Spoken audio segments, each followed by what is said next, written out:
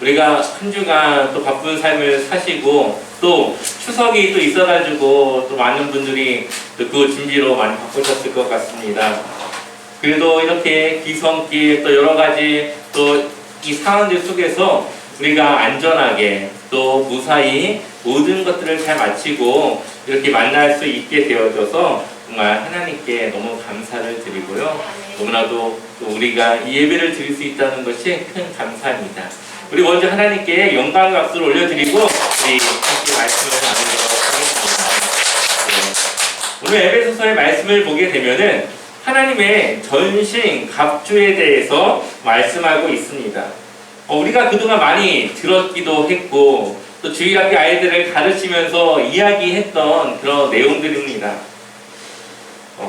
그런데 전신갑주에 대한 대략적인 이미지는 우리의 머릿속에는 그려져 있지만 도대체 그 전신갑주가 무엇인지에 대한 정확한 이해는 많은 분들이 잘 하지 못하는 경우들을 보게 됩니다.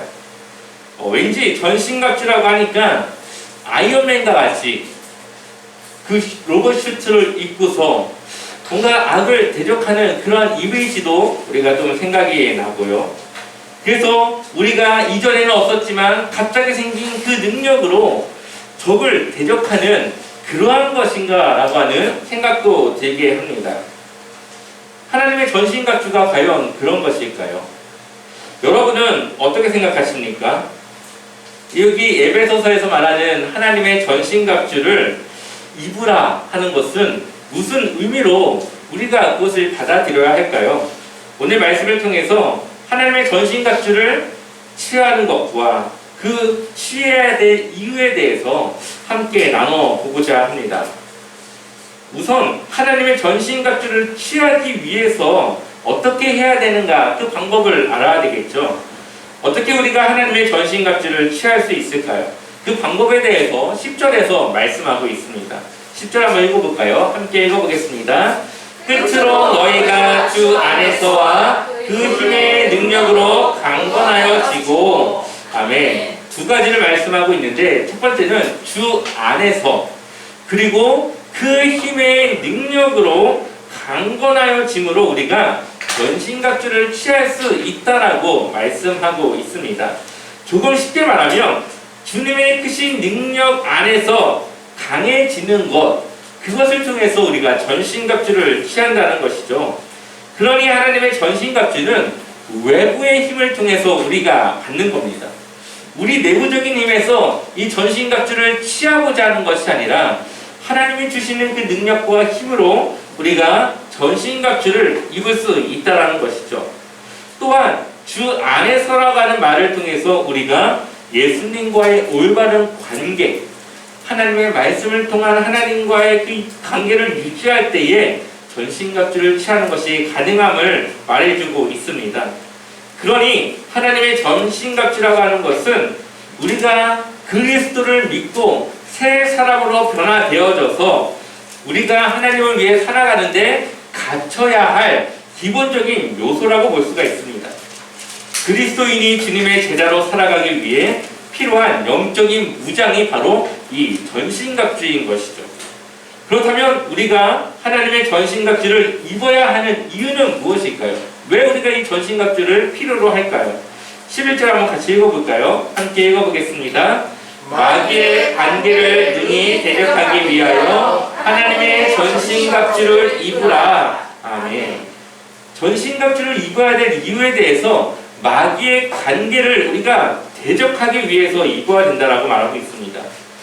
마귀의 관계는 우리를 속이는 것이죠. 그것도 그냥 속이는 것이 아니고 아주 교활하고 치밀하게 우리를 속이는 겁니다. 마귀는 눈에 보이지 않는 적이기 때문에 우리가 육체를 입고 있는 우리로서는 이 마귀를 대적할 힘이 없습니다. 그러니 우리가 하나님의 그 영적인 능력을 입어서 이 전신갑주를 입어야 되는 것이죠.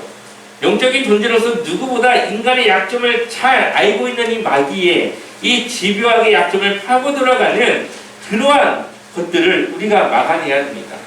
마귀는 우리의 신앙을 아주 집요하게 파고들어서 우리를 무너뜨리고 우리의 믿음을 연약하게 하고 하나님과의 관계를 멀어지게 하는 것이죠. 그것이 바로 마귀의 관계입니다. 예를 들면 성경을 보면은 마귀의 관계가 수많은 사람들을 잘못된 길로 가게 하고 잘못된 선택을 하게 합니다. 먼저 아담과 하와를 보게 되면은 마귀는 하와의 약점을 알고 교묘히 그를 유혹하죠.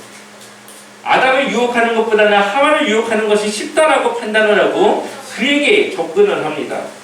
결국 하와를 통해 아담까지도 죄를 짓게 되었고 마귀의 관계가 비로소 성공을 하게 됩니다. 그래서 사람은 죄인이 된 것이죠. 그 뒤로 마귀는 수많은 사람들 사이에서 교활한 그런 속임수를 또 유혹 등을 통해서 사람들을 미혹하고 속이는 길로 우리를 인도하게 됩니다. 그래서 사람들이 수많은 죄와 악한 삶을 살아가도록 하는 것이죠. 마귀의 관계를 통해서 우리는 세 가지 영역을 무너지게 됩니다. 첫 번째는 우리의 마음입니다. 하와의 마음이 변했을 때에 결국은 그의 마음이 무너졌고 마귀를 대적할 수 없게 되었습니다. 우리의 마음을 무너뜨리는 거죠. 두 번째로는 우리의 삶을 망가뜨립니다. 죄를 짓고 난 이후 아담과 하와의 모습은 어떻습니까? 이전과 달라졌죠.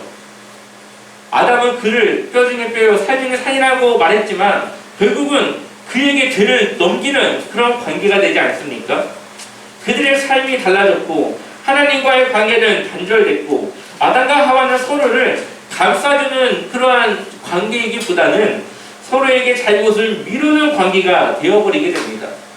세 번째로는 육체적인 고통입니다.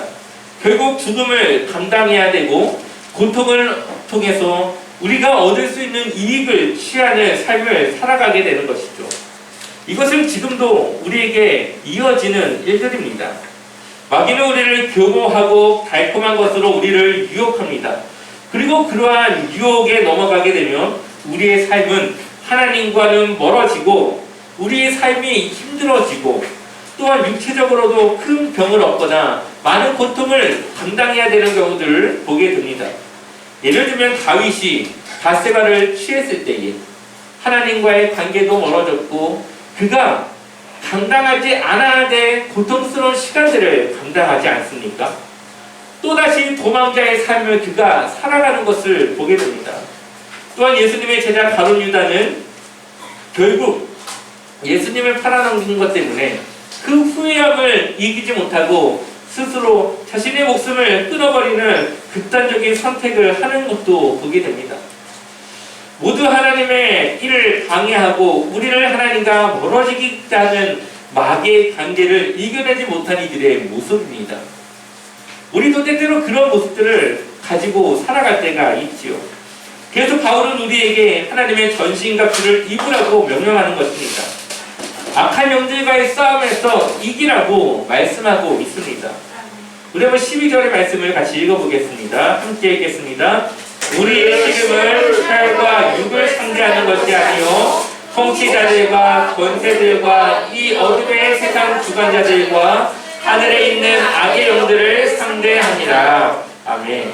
우리가 싸워야 할 대상이 누굽니까? 혈도 아니고 육도 아니고 바로 영적인 존재들로 이 세상을 주관하고 있는 하늘의 악한 영들이라고 말하고 있습니다. 여기서 말하고 있는 악한 영들은 지난 시간에 우리가 함께 보았던 불순종의 아들들을 인도하는 이 악한 영들을 말하고 있는 것입니다. 그러니 우리가 이 세상의 주관자들과 이 악한 영들을 따라 살아갈 때는 우리가 하나님을 믿지 않는 그 이전의 모습으로 돌아가게 되는 것이죠. 그렇기 때문에 그들을 대적하고 상대할 수 있는 무기를 우리가 갖추어야 하는데 그것이 바로 하나님의 전신갑주라는 것입니다. 하나님의 전신갑주는 6가지로 이루어져 있습니다. 진리의 허리띠, 의의 호심경, 평안의 복음이 준비한 신, 악한 자의 모든 불화살을 멸할 수 있는 믿음의 방패, 구원의 투구, 성령의 검, 곧 하나님의 말씀이라고 성경이 말하고 있죠. 아마 각각에 대한 해석을 많이 들으셨고 또 많은 다양한 해석들이 있습니다.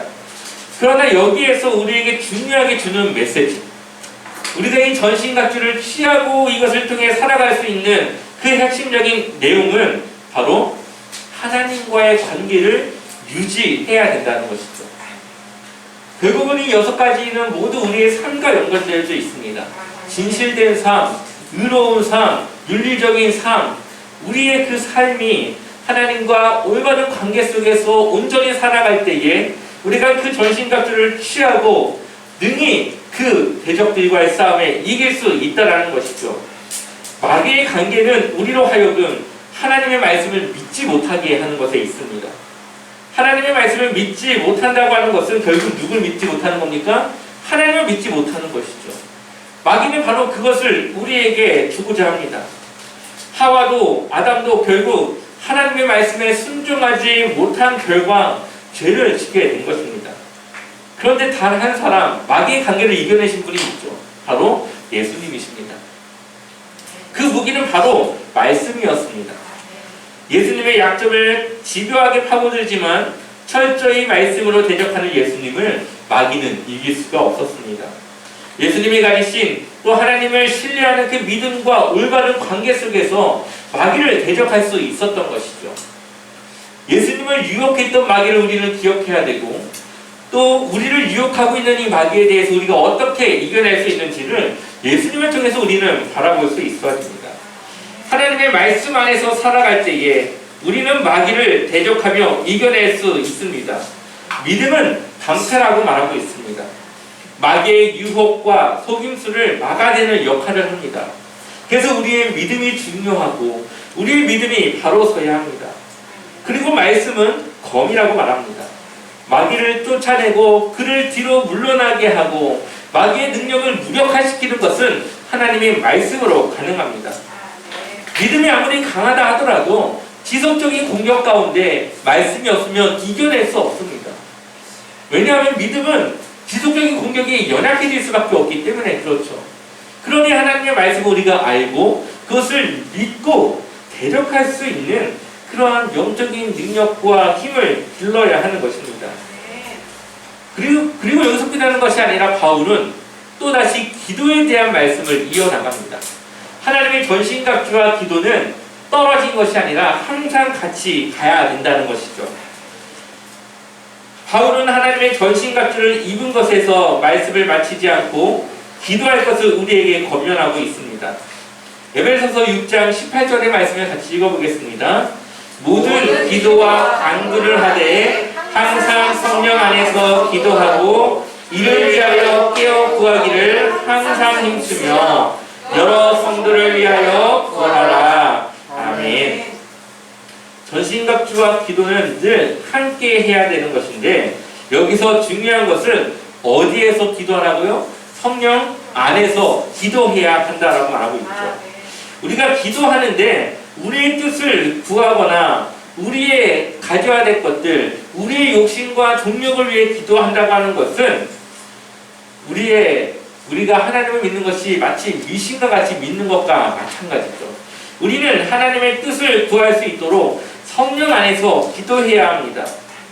우리가 기도할 때마다 성령은 우리 안에 기도해야 될 제목들과 그런 것들을 생각나게 하십니다. 바로 그런 기도들을 따라 해야 되는 것이죠. 하나님의 뜻을 따라 우리가 구할 수 있고 기도하도록 성령님께서 우리 안에 함께 인도하시고 동역하신다는 겁니다. 그래서 우리의 정욕과 우리의 욕심을 위한 것이 아니라 하나님의 뜻과 하나님이 기뻐하실 그 일들을 위해서 우리가 기도해야 합니다. 그래서 우리는 하나님과 올바른 관계를 지속적으로 유지하고 기도해야 되고 또 유지할 수 있기를 기도해야 합니다. 그렇다면 어떠한 기도를 하나님이 원하실까요? 19절을 보니까 또 나를 위하여 구할 것은 내게 말씀을 주사 나로 입을 열어 복음의 비밀을 담대히 알리게 하옵소서 할 것이니 바로 이런 기도를 바울이 요청하고 있습니다. 여기의 핵심은 하나님의 복음을 위해서 기도해 달라고 하는 것입니다. 19절에 바울이 에베소 교회 교인들을 향해서 자신을 위해서 기도를 요청하는데 여러분 제가 안전하게 기도해 주십시오.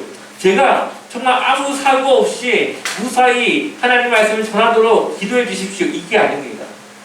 자신의 안전과 자신의 생명과 자신의 그런 자신을 위한 것이 아니라 무엇을 알릴 수 있도록요?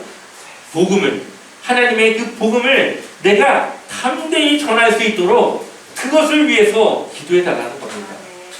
하나님의 뜻을 위해서, 하나님의 복음이 전해지는 것을 위해서, 그 비밀을 알리는 데 있어서 내가 담대히 그것을 전할 수 있게 기도해 달라고 요청하고 있습니다. 바울도 사람인데 겁이 없겠습니까? 바울이 아무리 담대하게 이렇게 보이지만 바울도 아마 많은 두려움이 있었을 겁니다. 그는 매도 맞았고 정말 죽을 뻔한 고비도 여러 번 넘겼습니다. 복음을 전한다고 하는 것이 바울에게 있어서는 그냥 걸어다니는 일이 아니라 목숨을 걸어야 되는 일이었던 겁니다. 그런 바울이 하나님의 복음을 전할 때마다 얼마나 두려웠을까요? 그러한데 그러한 두려움을 이길 수 있도록 기도를 요청하는 것이죠. 우리는 하나님의 복음을 위해서 기도해야 되는 겁니다. 내가 하나님의 복음을 전할 수 있고 그 복음이 누군가에게 전해지기를 우리는 기도해야 합니다. 바울은 그러한 위험과 어려운 상황 속에서도 자신이 그것을 두려워하지 않고 입을 열어 하나님의 복음을 담대히 전할 수 있기를 그것을 위해서 기도해달라고 요청하고 있습니다. 우리 기도의 목적의 첫 번째는 바로 복음을 위한 기도여야 한다는 것이죠. 하나님의 복음을 어떻게 전할 수 있을지, 내가 그것을 위해서 무엇을 기도해야 될지, 무엇을 어떻게 해야 될지를 우리는 기도해야 합니다. 바울이 긴 시간 하나님의 복음을 전하며 버틸 수 있었던 것은 하나님이 그를 도우셨고 또 그의 능력 또한 뛰어났기 때문도 있겠지만 여러 교회와 여러 성도가 바울을 위해서 기도했기 때문에 그러한 기도가 바울에게 큰 힘이 되었고 그것을 알았던 바울은 이러한 교회들을 향하여서 자신을 위해 기도하여 달라고 요청하고 있는 것입니다. 우리의 기도의 방향은 바로 이렇게 복음을 전하는 기도가 되어줘야 하는 것이죠. 기도는 역사하는 힘이 큽니다. 또한 기도는 하나님을 일하도록 만듭니다. 우리의 기도가 세상을 움직이고 하나님의 나라를 세워가게 하는 것입니다. 우리가 기도함으로써 하나님은 우리의 기도를 위해 일하시기 때문이죠. 다시 18절을 보게 되면은 그 후반절에 뛰어 구하기를 항상 힘쓰며 여러 성도를 위하여 구하고 라고 권면하고 있죠. 당시 사람들은 이제 곧 예수님을 기다렸습니다. 그렇기 때문에 이들은 늘 깨어있기를 희망했는데 그 깨어있기 위해서 이들이 무엇을 합니까? 기도합니다. 이들이 깨어있는 것은 단지 눈을 뜨고 있는 것이 아니라 날마다 기도하며 하나님의 오심을 기다리는 그 모습, 그것이 이들에게 깨어있었다라고 말하고 있는 것이죠. 또한 기도는 나를 위한 것뿐 아니라 여러 성도와 교회들을 위해서 기도해야 합니다. 가깝게는 함께 신앙생활하는 같은 교회 성도들을 위해서 기도해야 되고 또 더 넓게는 우리 이웃의 교회와 성도들을 위해서도 우리는 기도할 수 있어야 됩니다. 교회는 경쟁하는 곳이 아니죠. 저 교회가 사람이 많이 불어나는데 그것을 막 시기하고 질투하는 것은 하나님이 원하시는 우리의 모습이 아닐 겁니다. 다른 교회가 부흥하고 더 커진다고 하는 것은 하나님을 믿는 자들이 더 많아지는 거기 때문에 우리는 그것에 대해서 감사하며 그 기쁨을 함께 나눌 수 있어야 되는 것이죠. 우리 옆에 있는 교회들이 성장하고 부흥할 수 있기를 우리는 기도해야 합니다. 우리 교회만 건강한 것을 하나님은 원하지 않으시죠. 그래서 우리 주변의 이웃들의 교회들이 건강해지길, 그 교회들에서도 하나님의 복음이 전해질 수 있기를, 그래서 그 성도들이 건강하여져서 하나님의 복음을 전하는 일에 그들도 헌신할 수 있기를 우리는 함께 기도해야 합니다. 우리는 그들을 알지 못하고 그 교회를 알지 못하지만 하나님은 우리가 그렇게 기도하기를 원하시고 있다는 것이죠. 또 내가 싫어하는 사람을 위해서도 기도해야 합니다. 그 사람이 예수님을 통해서 새 사람으로 변화될 수 있도록, 그에게도 하나님의 그 사랑을 통한 기쁨과 평안이 있을 수 있도록 우리는 그가 변화된 그리스도인이 되길 기도해야 됩니다. 그것을 위해서 우리는 늘 참고 기도하는 것이죠. 내 상한 마음보다 먼저 그리스도의 사랑을 전하기 위해서 우리는 기도하며 건강한 그 신앙인이 되도록 기도하는 것입니다. 이렇게 우리가 신앙생활할 때에 13절의 말씀과 같이 우리는 마귀의 영적 전쟁 가운데 끝까지 넘어지지 않고 서서 주님이 오실 그날까지 주님을 기다릴 수 있게 되는 것입니다. C.S. 루이스가 쓴 스크루타이프의 편지라는 책이 있습니다. 여기를 보게 되면은 마귀가 그리스도인들의 그 삶 속에서 그들을 어떻게 유혹하고 공격할 것인지에 대한 내용들이 나옵니다. 물론 이 C.S. 루이스라고 하는 이 신학자가 자신의 상상으로 이러한 여러 가지 상황들을 쉽게 그렇게 여러 가지 상황들을 쓴 책이기도 하죠. 이 책에는 스크루테이프라고 하는 악마와 그의 조카 우드라고 하는 작은 악마가 나옵니다. 그래서 그 삼촌 이 악마가 조카에게 어떻게 유혹할 것인지에 대해서 가르쳐주는 편지를 쓰고 있는 것이죠. 이 책의 내용을 보게 되면 마귀는 그리스도인들이 침체되고 지쳐있을 때 적극적으로 공격해야 된다라고 가르치고 있습니다. 예를 들면 술주정뱅이를 만들려면은 행복하고 기분 좋을 때 술을 마시기보다는 우울하고 불행하고 정말로 힘들어하는 그 극한의 고통 속에서 술을 마시게끔 권하라고 말합니다. 그것이 일종의 진통제와 같은 그런 마약과 같은 효과를 불러일으켜서 그 사람이 술에서 헤어나오지 못하도록 한다라고 하는 것이죠. 또한 그 책 내용을 보게 되면은 그리스도인이 영적인 교만에 사로잡혀 있을 때 공격을 감행해야 한다. 자기 자신이 영적으로 괜찮은 사람이라고 생각하는 순간부터 그리스도인들은 하나님보다 자신의 믿음을 더 의지하게 되고 자신을 과신한 나머지 자기에게는 아무런 문제가 없다고 판정해 버린다. 설령 문제가 있다 하더라도 그것을 그다지 심각하게 생각하지 않는다. 모든 문제의 원인을 교회나 다른 그리스도인에게 돌리고 판단하기 시작한다라고 말하고 있죠. 그러니까 우리가 영적으로 정말로 좋은 상태에 있을 때 더 겸손해야 되는 이유가 마귀는 그 틈을 비집고 들어오기 때문입니다. 마귀는 바로 이런 때를 노리고 있습니다. 우리의 영적인 교만을 부추기고 다른 사람들의 약점과 문제에 우리가 주목하게 만듭니다. 그 결과 영적으로는 우리가 교만한 사람은 자신이 모든 일에 최종적으로 판단을 내리게 되므로 자신이 마치 하나님인 것처럼 행동하게 된다라고 말하고 있습니다. 마귀는 그러한 사람을 통해서 성도 간의 교제를 깨뜨리고 교회 안에 분란을 일으켜서 그 교회가 건강하게 세워지지 못하도록 만드는 것이 그들의 목적이고 그들이 하고 있는 일들입니다. 여러분들은 어떤 상태입니까? 영적 침체에 빠져 있으신가요? 아니면 하나님을 영적으로 자만하여서 그런 자만에 빠지기 쉬운 그런 상태에 있으십니까? 아니면 두 가지 상태 모두 다 아니더라도 마귀는 언제든지 우리를 공격할 수 있고 우리를 유혹하며 우리의 약점과 빈틈을 노리고 있습니다.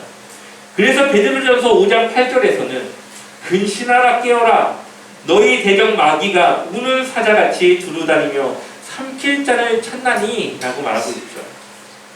우리가 하나님의 전신갑주를 입어야 하는 이유는 우리의 힘으로는 마귀를 대적할 수 없기 때문입니다. 하나님의 전신갑주는 하나님과 올바른 관계를 통해서 우리가 얻을 수 있는 것이고 그러한 삶이 지속적으로 이어지도록 우리는 기도하며 깨어 주님을 기다려야 하는 것입니다. 이렇게 준비된 그리스도인의 삶을 통해 늘 영적 싸움 가운데 승리하시고 주님의 복음을 전하는 삶을 살아가시는 주님의 귀한 제자들의 삶을 살아가시길 주님의 이름으로 간절히 축원합니다.